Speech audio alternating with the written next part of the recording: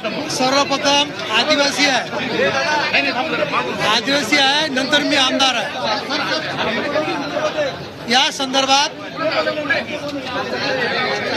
लोकप्रिय उपमुख्यमंत्री देवेंद्रजी फडणवीस साहेब यांना मी गळ टाकली होती आणि त्यांचा पत्र दिलं होतं की या पैशाच्या नियुक्तीपत्र देण्याचं काम रखडलेलं आहे। सुप्रीम कोर्टात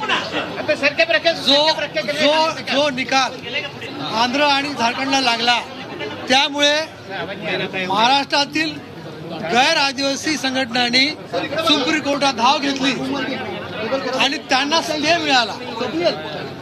त्याच्यामुळे आमची सतत मागणी होती की हा स्टे हटवला पाहिजे। मी स्वतः देवेंद्रजी आणि मी धर्माधिकारी यांना आम्ही सुप्रीम कोर्टात केस दाखल केली। दुर्दैवाने वारंवार डेट पुढे चालल्या, कधी 15 नंबरवर कधी 16 नंबरवर ती केस येतच नव्हती। आणि काल मी त्यांना बोललो, पेसातले विद्यार्थी माझ्या घरी आले होते, जिल्ह्यातील मुलं आणि मुली 50 ते विद्यार्थी होते ज्यांनी ऑलरेडी परीक्षा दिलेली आहे।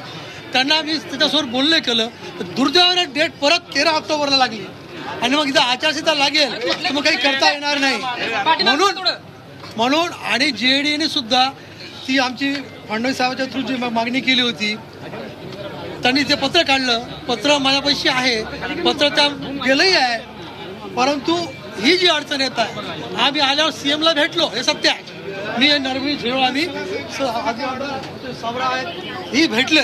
त्यांनी असं म्हटलं आम्हाला की आम्ही संध्याकाळी काय येतात ना आपल्या तुषार मेहतांशी चर्चा करून आम्ही हा निर्णय घेऊ। शेवटी हजारो आदिवासी विद्यार्थी आणि विद्यार्थिनी यांचा भविष्याचा प्रश्न आहे।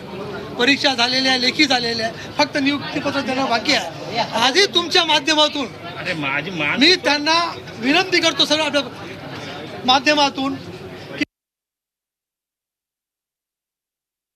लक्षात घेऊन आपण तुरंत काहीतरी कारवाई करावी।